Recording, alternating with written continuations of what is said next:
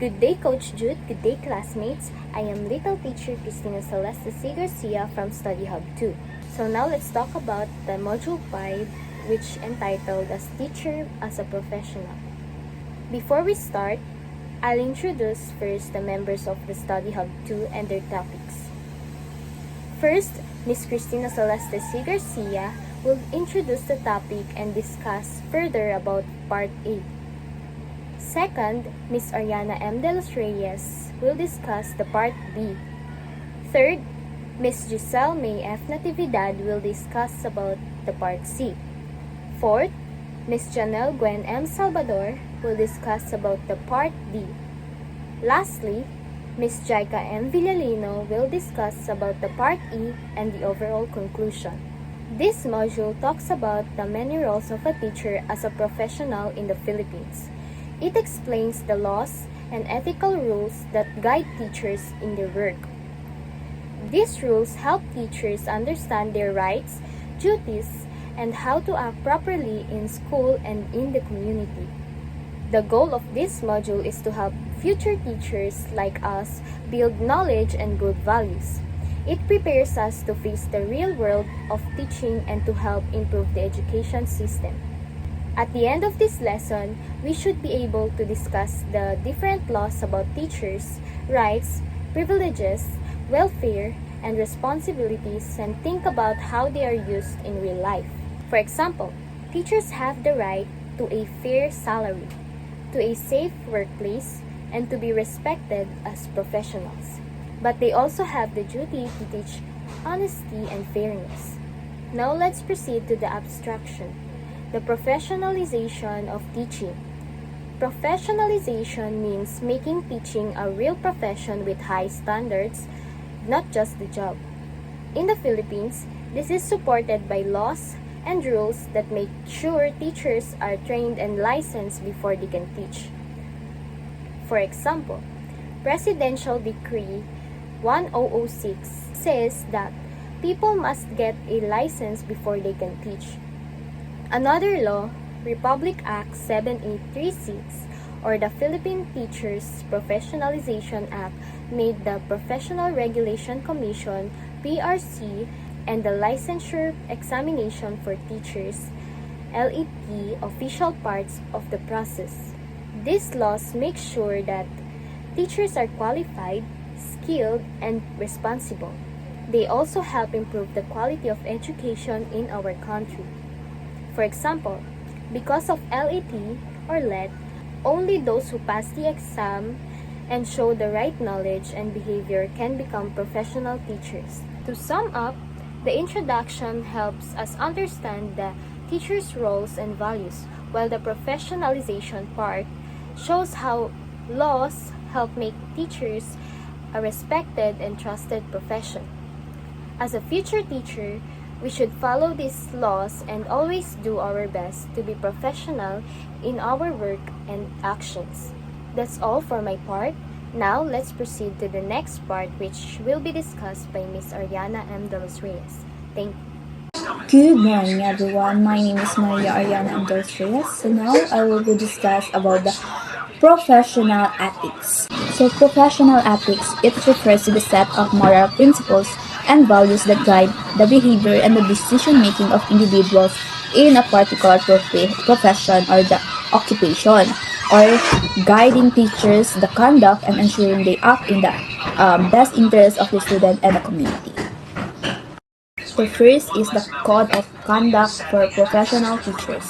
This code outlines the ethical principle and standard that teachers are expected to uphold, covering areas such as relationship with students, colleagues, and the community. Second is the Code of Conduct for Public Officials and Employees, the RA 6713. So this law set ethical standards for all government employees, including teachers, emphasizing principles such as integrity, transparency, and accountability. So these or the professional ethic are cornerstone of the teacher's professions, guiding teachers' conduct and ensuring they act in the best interest of their student and the community. So the code of conduct for professional teachers is a set of rules that guidelines that teachers follow to ensure they behave ethically and professionally. It covers how they interact with students, colleagues, and the community. So example of how teachers apply in this real life. So first, example is respecting student confidentiality. A teacher doesn't share a student's personal struggle or grades with others without consent. So that is examples. One examples of the code of conduct for professional teachers. Second, maintaining professional boundaries. Like a teacher doesn't not engage in a personal relationship with student or use their position for a personal gain. So that is another examples of the code of conduct for professional teachers. So lastly is being fair and impartial. Teachers treat all students equally and does not show favoritism. And also, lastly example is engaging with parents and the community.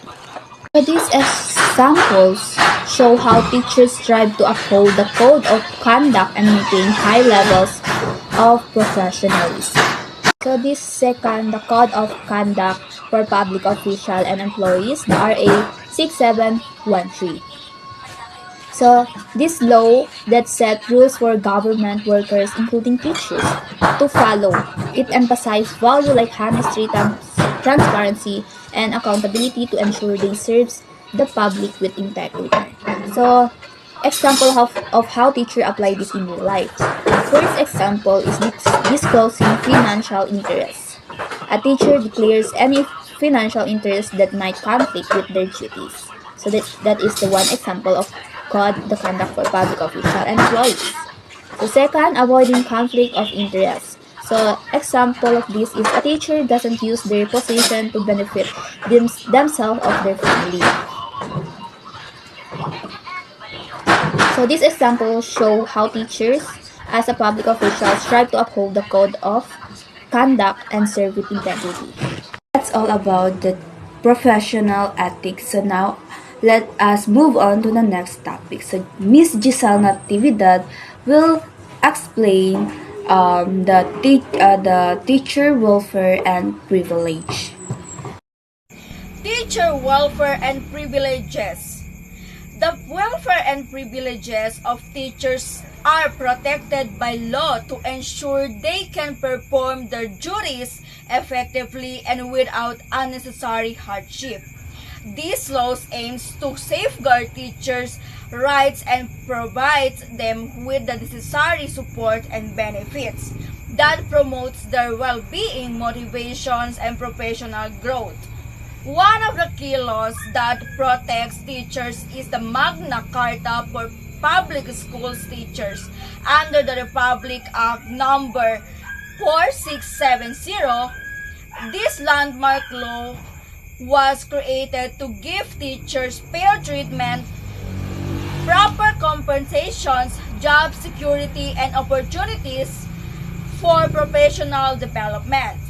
It ensures that teachers work in safe and healthy environments, receive fair salaries for their services, and have access to benefits such as leave retirements and medical care. It also encourages the government to provide teachers with continuous training and opportunities for advancement.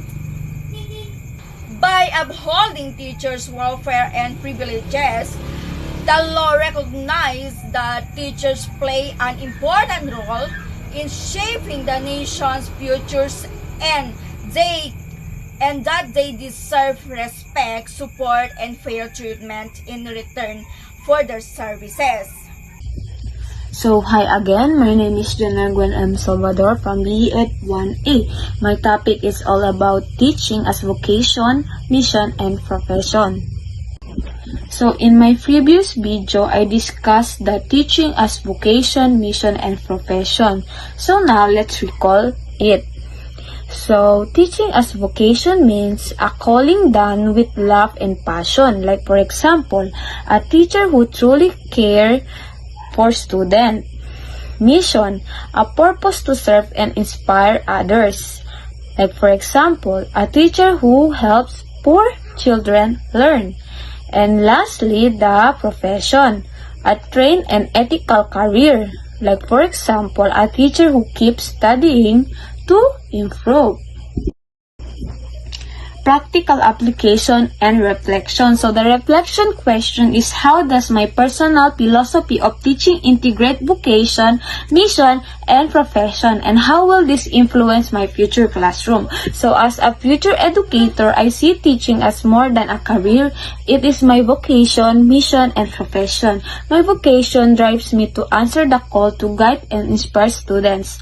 My mission motivates me to make a real difference in their lives, helping them grow not only academically but also as individuals. My profession encourages me to continuously improve my skills, learn new teaching strategies, and stay updated in education. Integrating these three dimensions will shape how I interact with students, how I plan lessons, and how I approach the curriculum.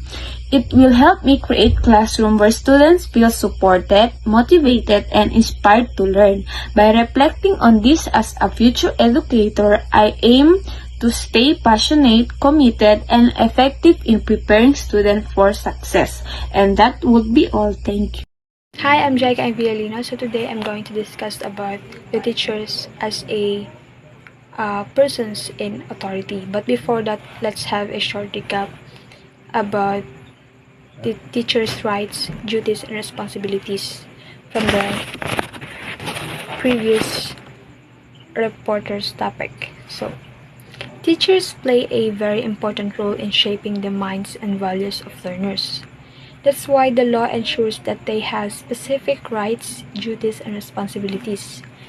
So, according to the Education Act of 1982, or Batas Pambansa, teachers are given the right to academic freedom, disciplinary authority, and the duty to provide quality instruction.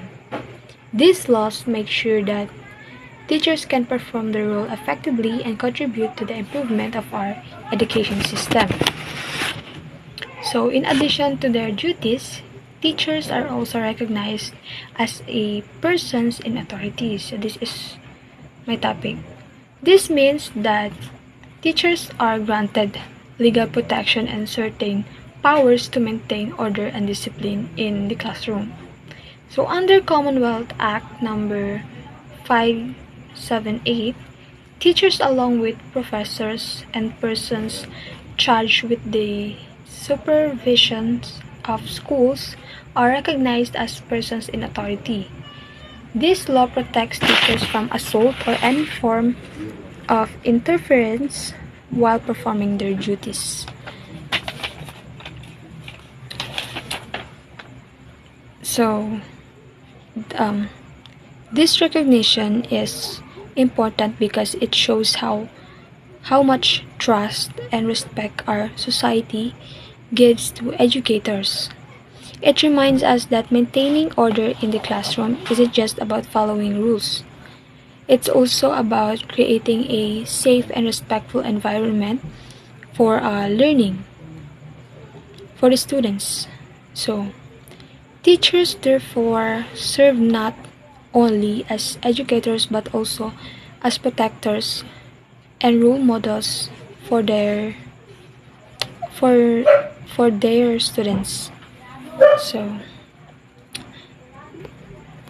So in conclusion, the topic, the teacher as a professional, shows that being a teacher is not just a job.